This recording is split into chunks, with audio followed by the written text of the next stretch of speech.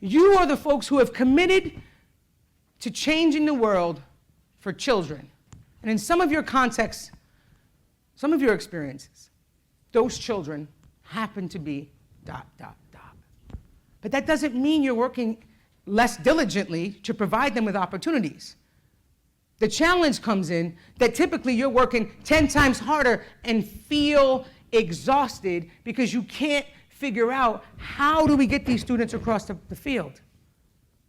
How do we really educate them in a way?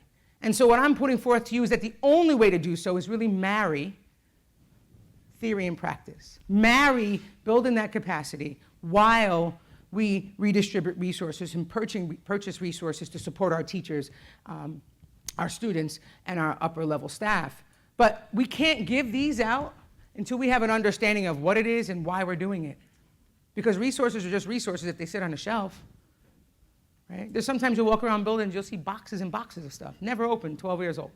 Right? So if we don't know how to utilize those resources, then we can't support our students. And so built into all of these plans needs to be professional development that's annual, that provides us multiple opportunities to become deeper and more educated about the needs of particular subgroups within our school. And if we're really honest, every group tends to be a subgroup at some point. But these plans are pretty, and all that's great, but every year you have to then monitor your progress. Every year you want to go back to that group. If you loop with your students, it's a little bit easier because you get to follow them, right? In your high school, you're looking at cohorts. So what has happened with these cohorts? How did they go from here to here? Continually revising and reflecting allows us to figure out, are the resources working? Are the supports working? Because you can redistribute wealth anywhere you want, but if we're not well versed in what's required, what resources we can purchase, or how to utilize that money, then again we go back to throwing spaghetti at the wall and hoping it sticks. And we're not here for that. You're not here for that.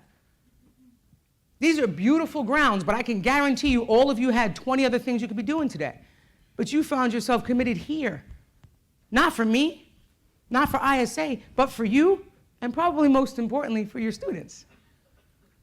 Because when they leave the last day of school, I guarantee you all of you think about one or two of them at least every day, right? The kid who probably cursed you out day one, or the kid who just seemed disengaged day two, or the kid who was giving up on himself and you weren't going to let him give up on himself, right?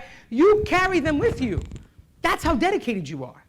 I'm humbled to be in your presence. Because to me, it is so inspiring to see folks in the room who really know I'm getting to the finish. I don't know how, but I'm going. And continuing that work.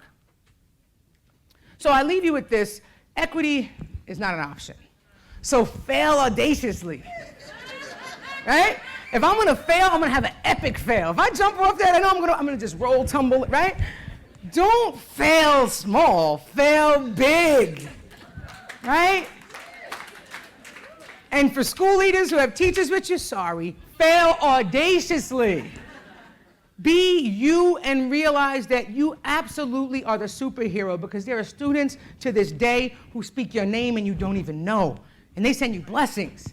If it wasn't for this teacher, I wouldn't have made it. If it wasn't for that guy, I don't know what I would have done. She used to stay after school with me every day.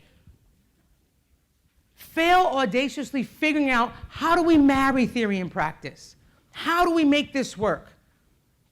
And if you don't know, ask someone who does. And if you can't figure it out, create a committee to figure it out.